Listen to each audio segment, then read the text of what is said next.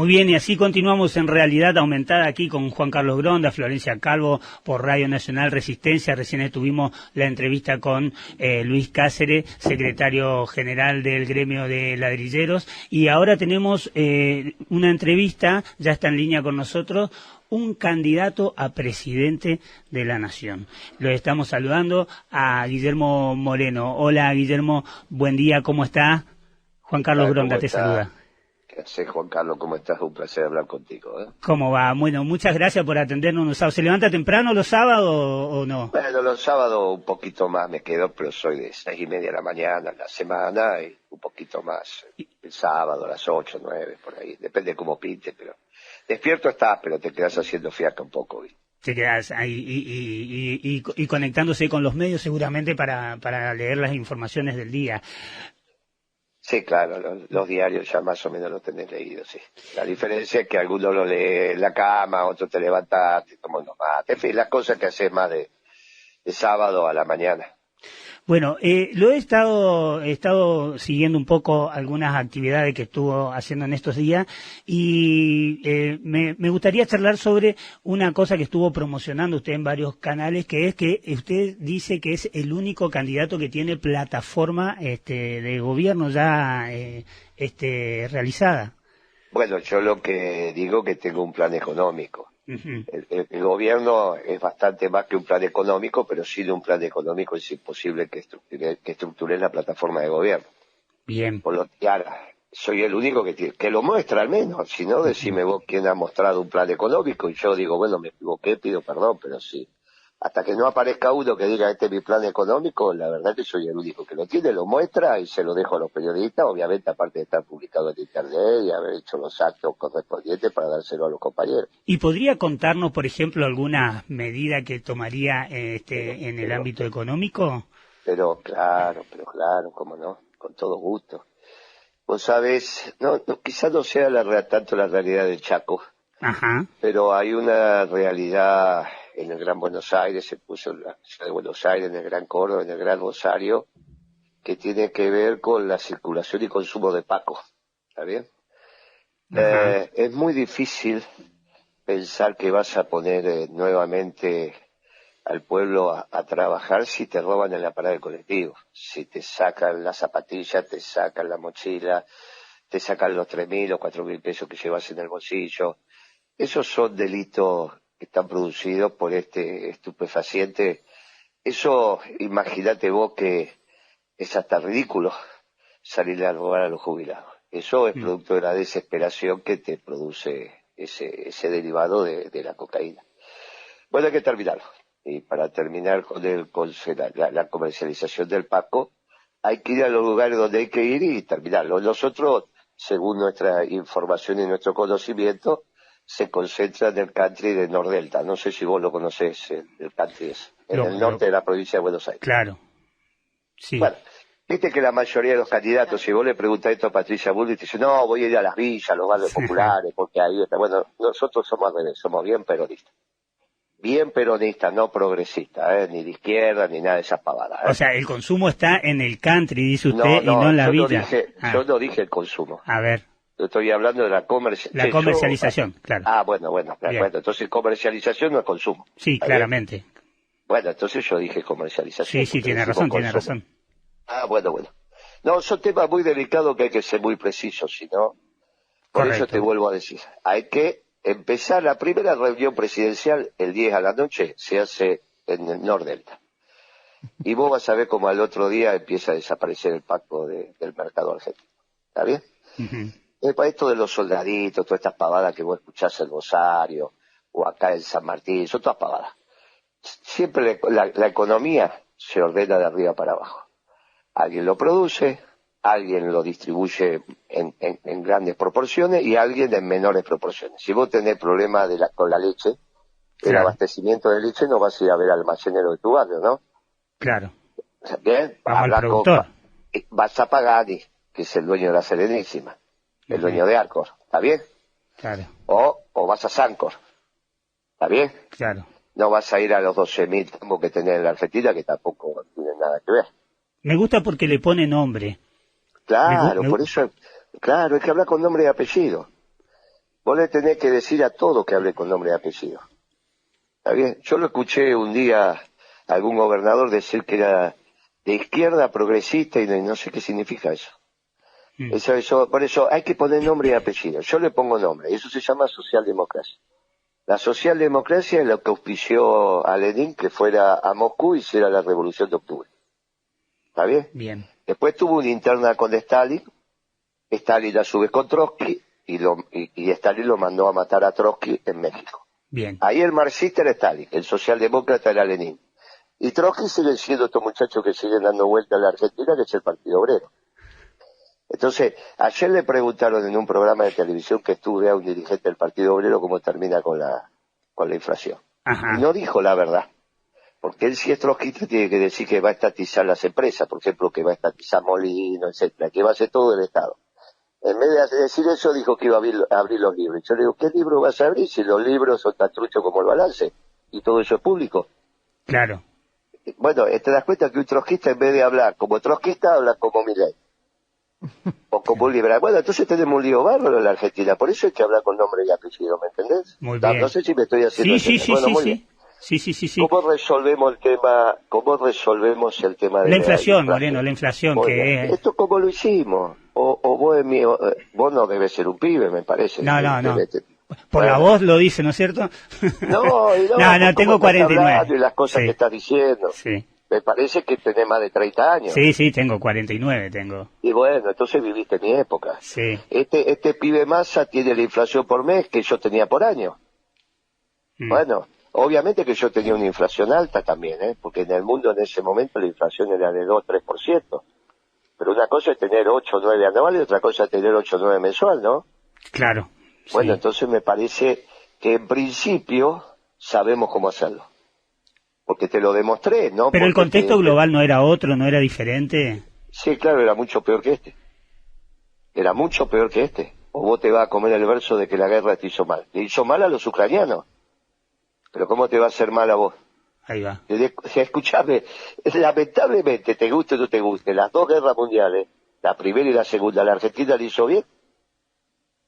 Ahora, ¿es duro decir esto? Bueno, es muy duro.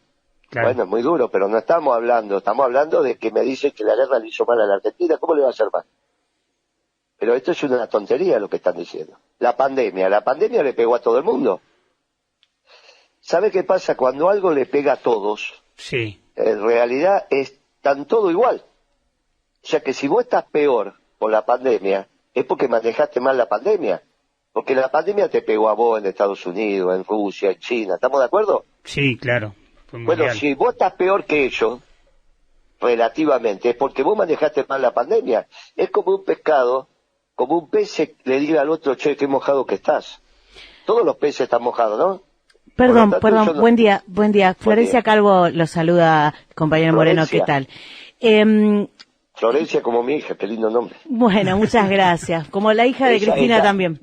Vos sos más joven, me parece ya. Sí, yo recién acabo de abordar a los 4-0. Pero yo también viví su época. También viví su época y fui en su momento una gran admiradora de la vehemencia con la que enfrentó a los monopolios, porque además como comunicadora y militante del derecho a la comunicación, fue un faro en ese momento y de un gran impulso. Sobre todo por la agenda marcada por los monopolios y por la agenda económica marcada por los monopolios, que en gran parte son empresas económicas. Mucho de eso lo supimos por usted, así que hago entre paréntesis esta salvedad y lo reconozco públicamente. No sabía que el Estado tenía acciones en algunos grupos, digamos. Sí, todo esto lo supimos también, gracias al compañero Moreno. Pero me permito disentir en algunas cuestiones que acaba de plantear usted respecto a lo económico, ¿no? Más allá de que sí es verdad que la administración de un país tiene que ver no solo con los factores externos o internacionales o los contextos geopolíticos, pero sí es cierto que en ese momento, primero, el gobierno lo llevaba adelante Cristina Fernández de Kirchner, venía de un gobierno de Néstor Kirchner, y la situación económica, los manejos económicos, los poderes de decisión económicos también eran otro contexto. Y también es cierto que no todos los países, así les vaya mal, están en la misma posición, porque no todos vendemos vacunas en una pandemia, no todos fabricamos testeos en una pandemia, no todos tenemos las patentes de los laboratorios en una pandemia, no todos podemos manejar las vías de comercio en una pandemia. Digo, me parece que eso también tiene mucho que ver. Y se fue una pregunta tan larga, pero me parece que la entendí. Pero me tenés que escuchar, porque si yo lo único que te pido es que no me interrumpa cada vez que empiece a hablar. Pero lo único que te pido, porque si no se va a perder el hilo. Ok. Pero entendí la pregunta. Primero, un contexto. Vos sabés que suele pasar, que los abogados piensan que saben economía. Por ejemplo, nosotros en este gobierno tenemos 3 que piensan que saben economía. Alberto Fernández, que tiene el tupé de decir que Kirchner le dijo que él tenía que ser ministro de Economía, y Kirchner cuando le decía eso guiñaba el ojo y se reía, porque a Alberto le encantaba hablar de economía y no sabe nada. Tenemos a Cristina Kirchner, que hace 6, en el Chaco empezó ahí, me parece, en el primero honoris causa. Le dieron honoris causa y habla de lo que no sabe, que es economía. No sé por qué le agarró ese berretín. Vos imaginate que no te va a pensar vos que cada vez que yo me encontraba con Cristina me enseñaba economía. Cristina a mí, ¿no? Es una estupidez eso. Para eso vos tenés tu equipo de lo que vos considerás que es expertos. Si no los considerás expertos o fracasan, lo tenés que sacar. Y mientras no lo saques, considerás experto. Yo estuve 7 años y medio en la Secretaría de Comercio, soy el secretario de Comercio que más duró en la historia de la Argentina. En la historia de la Argentina. Por lo tanto, es obvio que cuando nos encontrábamos y hablábamos de economía, si hablábamos de otro tema, hablábamos de economía, el que hablaba era yo, porque si no, no tenía sentido, la falló. Claro, por algo lo eligió ella usted también. Bueno, por eso, no, y sí. Bueno, ya vamos a llegar a eso también. El tercero que piensa que sabe de economía es Massa. Un muchacho que nunca fue empresario, nunca fue dirigente sindical, es abogado joven, la verdad que ejerció poquito y nada la profesión. Ahora, ¿por qué los abogados piensan que saben de economía? Sobre todo los abogados mayores, ya ahora un poquito menos. ¿Por qué los abogados mayores piensan que saben de economía? Porque recibían 2 materias en la facultad que se las daba Roberto Aleman, y les enseñaba lo que Roberto Aleman pensaba que era economía. Y entonces los muchachos o muchachas salían de la facultad diciendo, no, me enseñó economía Roberto Aleman. Puedo disentir ideológicamente con él en esto, pero yo ya sé economía. Imagínate vos el consenso de la disciplina a escala global. Tomó como propia una frase de Milton Friedman, un hombre de la Escuela Monetarista en Chicago, premio Nobel, pero no porque eso sirva o no sirva, simplemente porque todos estamos de acuerdo que es así. Que para saber algo de economía, no saber economía, algo de economía, son 15 años de graduado caminando la calle. 15 años de graduado caminando la calle. Por eso, cuando Cristina elige a Lustó, yo le digo, ¿qué está haciendo? ¿Cómo va a elegir este pibe? Si no, encima no tiene los zapatos de hace 10 años porque no caminó nunca a la calle. Bueno, esto es muy importante porque a veces la economía, que es una disciplina tan sencilla como hacer un café con leche. Tan sencilla como hacer un café con leche, pero que necesita que vos vivas, las vayas transitando, las vayas viviendo, las vayas conociendo, las vayas madurando. Es como hacer una pizza, no es difícil. Ahora yo te doy harina y agua, y capaz que te sale engrudo en vez de una pizza.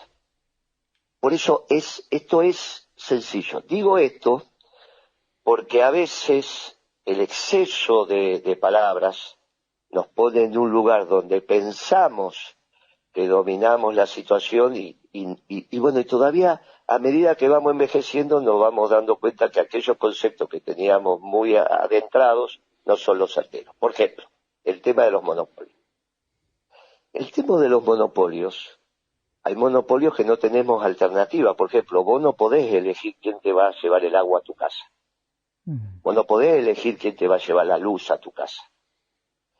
E incluso vos no podés elegir, en la época que esto funcionaba muy bien, quién te llevaba las cartas a tu casa. Porque era el monopolio del correo, que se llamaba correo estatal. Después vino Macri, lo privatizó, aparecieron otros correos como el caso de Oca o Casa, todo lo que quiera. O sea que el concepto de monopolio, duopolio, monopsonio, que lo estudiamos en la facultad, todo depende si trabajan o no para un concepto superior, que es el bien común. Pensar que una empresa, por ser monopólica, no va a trabajar para el bien común es un error conceptual de los liberales, porque la contraria al monopolio es la competencia. Pero la competencia resulta que es un concepto inglés, donde sobrevive el más apto. Y nosotros somos en general latinos, africanos, pueblos indígenas, originarios, donde la solidaridad es lo que nos hizo fuerte. Nosotros siempre decimos que entre una sociedad de leones y una de hormigas elegimos las hormigas, por eso somos justicialistas. Nosotros no somos el macho, jefe de la tropa, que mata al cachorro macho para no tener competencia. Esos son los ingleses. Tan mal piensan, aunque les fue muy bien para ellos, tienen un rey todavía, tienen un imperio, que fueron capaces de comercializar hombres, como dice Milei ahora, con el concepto de que los negros no tenían alma. Entonces eran una mercancía. ¿Por qué nosotros estamos en contra de la comercialización de hombres? Porque tienen alma y están hechos a la imagen y semejanza de Dios. Los conceptos ingleses en la economía son conceptos que perturban el buen vivir. Por eso no hay que incorporarlo. Hay un artículo muy interesante de Fontevecchia con Kicillof, el cual me había dicho a mí que era marxista, pero terminó siendo socialdemócrata. Si hubiese sido marxista teníamos algún punto de unión. Si es socialdemócrata no tenemos ninguno. Donde lo que exalza Kicillof es la competencia.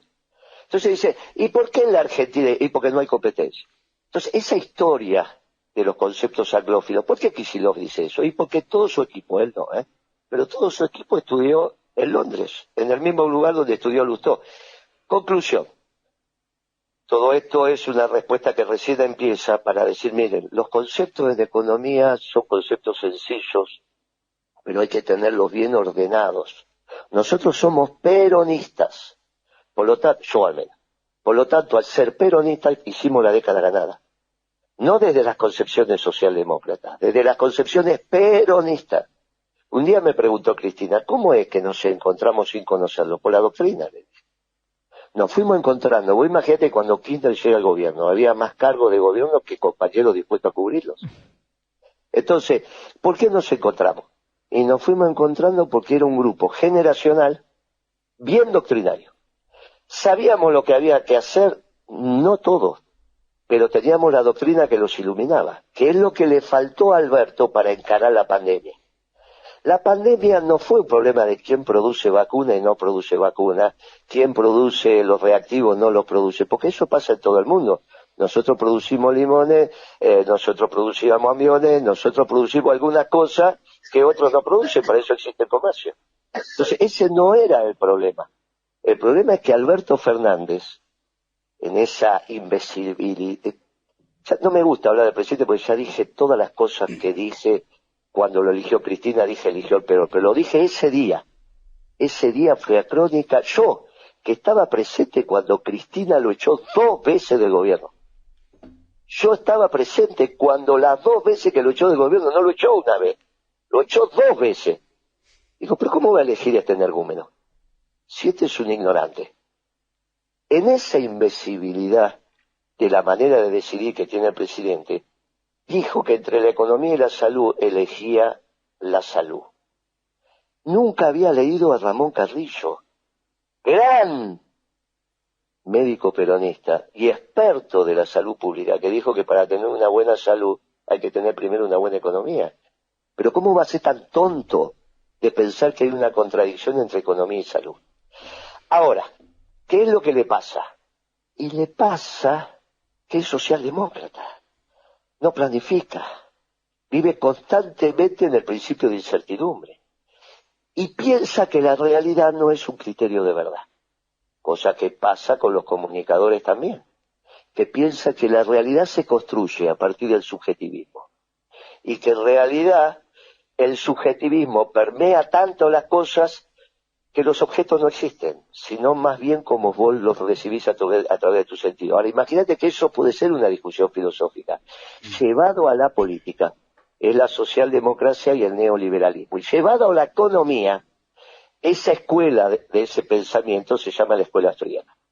Y la escuela austríaca, que es la de Milei, también era de Alberto Fernández, porque era de Felipe González y era de Macron. Y en su momento la globalización la hizo la Margaret Thatcher, la hizo Bush padre, pero la hizo Felipe González también, que son los antecedentes contundentes en términos políticos de lo que permitió que se construyera ese mundo global que tanto daño le hizo a la Argentina. Pero solo el neoliberalismo no, la socialdemocracia también. La socialdemocracia irrumpe con fuerza en la Argentina con un señor que se llamó Portantiero, que penetra en un gobierno que debería ser de raigambre popular, que fue el de Alfonsín, pero que termina embarañado en estas conceptualizaciones europeas que no resuelvan los problemas hispanoamericanos. Eso es Alberto Fernández. Por eso Alberto Fernández no mintió.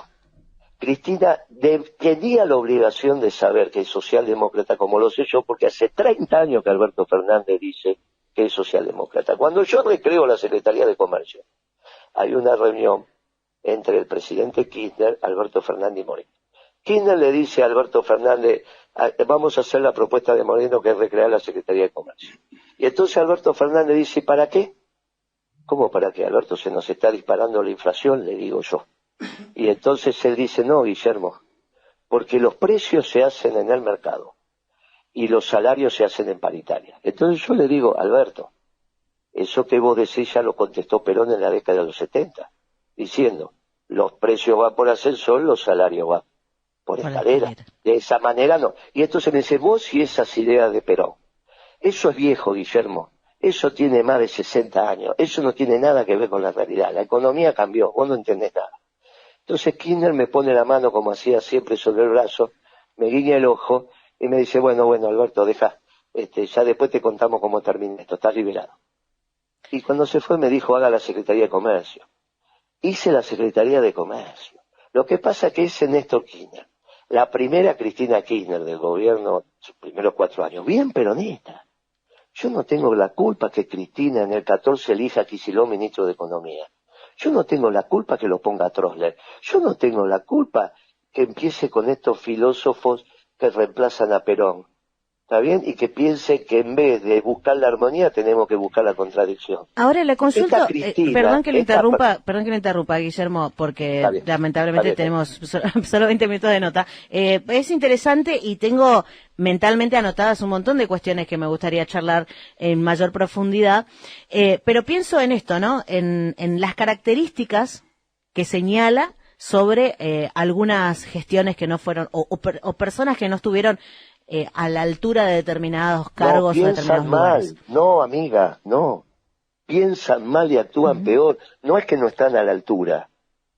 No es que son vagos solamente. Aparte, son muchachos que a las 4 de la mañana no están durmiendo. Aparte. El problema es que piensan mal. Lo importante de lo que dije, si algo fue importante, no es lo que vos sintetizaste, que no están a la altura. Piensan mal. Un muchacho socialdemócrata piensa mal. Si vos tenés un gobernador que dice soy de izquierda, progresista y no sé cuántas tonterías más, piensa mal. Bueno, pero ¿cómo va a hacer usted para garantizar que su gabinete, en el momento que tenga que elegirlo, esté acorde con ese pensamiento? Porque bajo ese criterio, Carlos Menem también era peronista y nos comimos un neoliberal de primera categoría. Carlos Menem lo tenés que mirar con misericordia. Porque de Carlos Menem, que él arranca el 8 de julio. 31 de octubre, por ahí cae el muro de Berlín. Entonces, del 89. Vos lo tenés que mirar con misericordia, con tanta ¿Ahí tengo que mirar el contexto internacional? Había un solo mundo, era el global. Siempre tenés que mirar el contexto internacional. Siempre tenés que... ¿Qué decía Perón? Que la verdadera política es la internacional. Ajá. Siempre tenés que mirar, pero entenderla bien, no mal. Tenés que entenderla bien. El contexto internacional hacía que finalmente irrumpe un modelo. Nosotros trabajamos ahí, yo trabajé 4 meses, en el equipo de Curia. Hicimos el plan de convertibilidad, que no es de Caballo. El plan de convertibilidad sale de las canteras peronistas. Yo trabajé en ese equipo. Claro, vos no lo sabés esto, Claro, yo no nací. Porque nunca se dio a conocer y lamentablemente se murió Curia. Quedó vivo Chaliú y quedé vivo yo. Chaliú, 10 años más que yo, si vos lo llamás por teléfono te va a ratificar todo. Porque yo era un joven economista que empujaba el lápiz y Chaliú ya era un hombre formado. Ni te digo Curia. Entonces, cuando Curia le presenta el plan de convertibilidad a Menem, Menem elige el plan Bonex, que se lo había hecho John Reed, se lo había hecho Stanley, el padre de la que fue ministra de Macri, y Cavallo. Un año después Cavallo hace el plan de convertibilidad. Ahora, Cavallo tuvo una influencia tremenda en Santa Cruz. Cuando vos pensás cómo entienden la economía Cristina y Kirchner, no te podés desentender de la influencia de Cavallo. Si no te equivocás históricamente lo que pasó. Cuando Kirchner llega a la presidencia, el primer discurso de José López, ¿sabe quién es José López, no? Sí. Bien, el primer discurso, el primer acto público, vos imaginate cómo estaba el país, estoy hablando junio del 2003, vos imaginate cómo estaba el país. La primera obra que anunciamos es que vamos a reponer la cruz que se había caído de la Basílica de Luján. Era todo lo que podíamos hacer, estaba clavada ahí en el piso, se había caído y estaba clavada en el piso. Y para eso se movió todo el gobierno para Luján, porque no teníamos que anunciar. La primera reflexión de José López, en el primer acto que le pide Kirchner que haga, José López empieza a hablar de ajuste y dice, yo voy a ser, como ministro de Obras Públicas, secretario de Obras Públicas, porque era ministro de Planificación, pero un secretario de mucho poder. El ministro era debido de Planificación, yo en esa época era secretario de Comunicación, le dice, voy a venir ahora se va a gastar bien racionalmente, vamos a ahorrar, vamos a hacer... Baja todo el discurso de Cavallo. Kirchner, bueno, sí, terminó después. Así terminó después. No, si era íntimo amigo de Kirchner.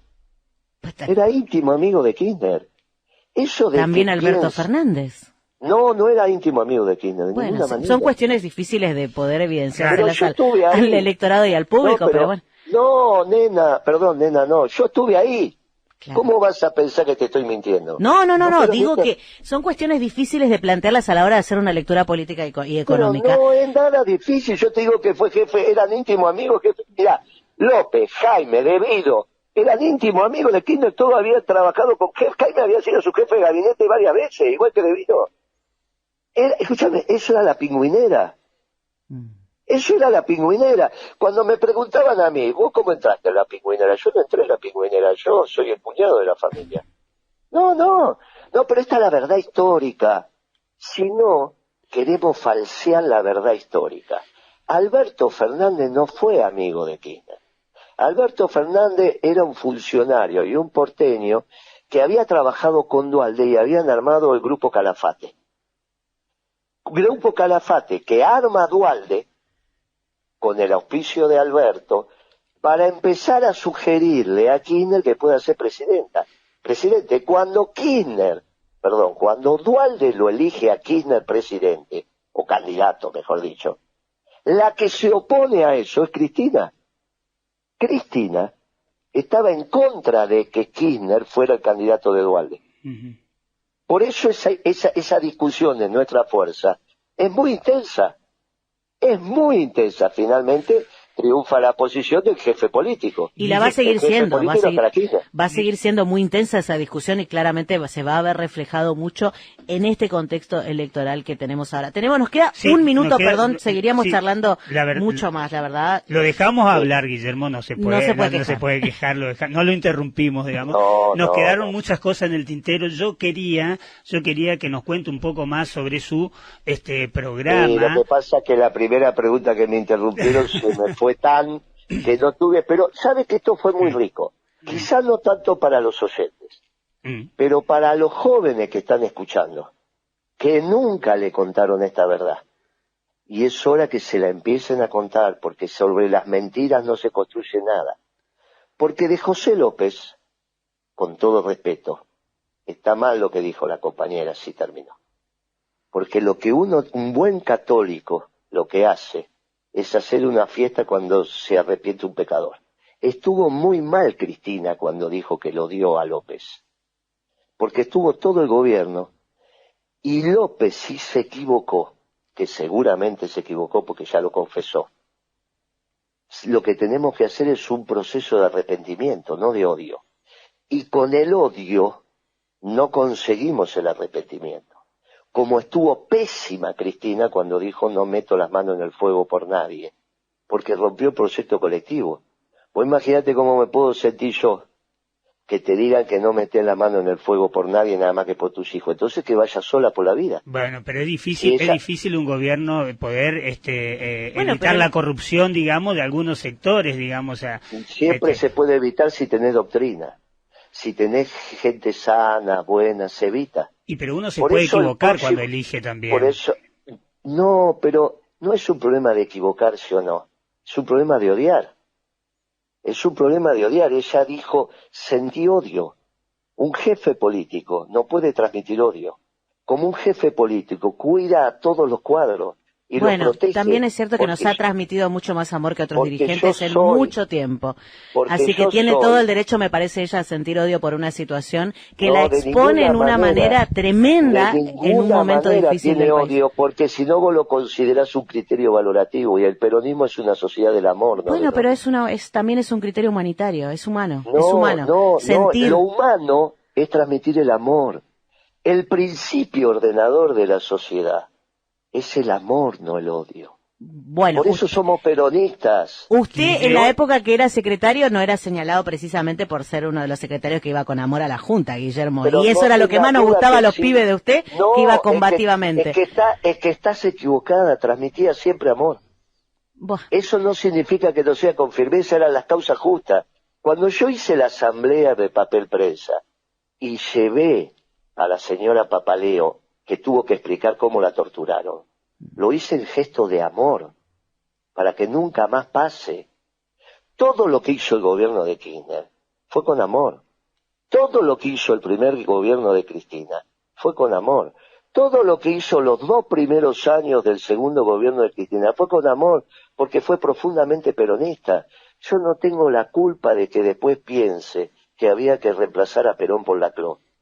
Y pensara que en realidad la socialdemocracia es una solución. Eso no es peronismo. Se equivocó ahora de la misma manera que se equivocó yendo a la socialdemocracia. Puede volver, porque en algún momento, bajo las influencias de Cavallo, decían una cosa. Y después, cuando irrumpe la economía peronista, fueron extraordinarios jefes políticos. Y todos aceptaron la jefatura política mientras estuvieron dentro de la doctrina. Cuando nosotros hicimos lo que hicimos en nuestro gobierno, fue con mucho amor. Y si López se equivocó, hay que hacer una fiesta en el cielo cuando se arrepienta, no odiar. El odio no construye la sociedad. Bueno, esperamos entonces los mismos criterios con Kicillof, con Lustó, con... Pero lógico que sí que lo digo, con Lustó ojalá que sí. No, yo te estoy diciendo a todos los que vengan al peronismo, desde ya que sí. Bueno, esperemos que tenga una buena convocatoria en ese sentido y que el momento de armar su equipo nos vamos a sorprender seguramente viendo a todos vamos a saber que son todos peronistas, segurísimo, eso no cabe la menor duda. Guillermo, muchas gracias realmente por esta entrevista. Nos pasamos un montón de tiempo de tanda, que usted sabe que en el medio público es... Igual quiero decir una cosa, ¿cómo...? Por supuesto, y lo hicimos en un medio público, que no deja de ser también lo más importante. No, eso, escúchame, es fundamental, porque el peronismo da la vida por la libertad de prensa. El peronismo fue el único en este país que dio la vida por la libertad de prensa. El único, porque ahora están apareciendo también las verdades históricas de las relaciones del Partido Comunista con la dictadura. Y esto es muy importante, con la mentira no se llega a ningún lado. Bien, Guillermo. Con la mentira no se llega a ningún lado. Y ustedes no se olviden que así como vivieron los días más felices con un gobierno peronista, los volverán a vivir con otro gobierno peronista. Hay que ir por el milagro de un próximo gobierno peronista. Bueno, Guillermo, me quedé con varias cosas para preguntar. Se nos terminó el tiempo. Esperemos que en otra oportunidad podamos tener nuevamente... Yo te puedo asegurar que lo mismo que pasó en el estudio ahora, que están todos mirándolos a ustedes, los pocos que los pueden estar mirando, te está pasando del otro lado de la radio. Bueno, ojalá. Están todos atentamente escuchando las historias y un gobierno exitoso, que fue exitoso porque fue doctrinario y peronista. Muchas gracias, amigo. Hasta luego. Bueno, gracias, compañero. Hasta luego. Bueno, 38 minutos pasaron. Sí.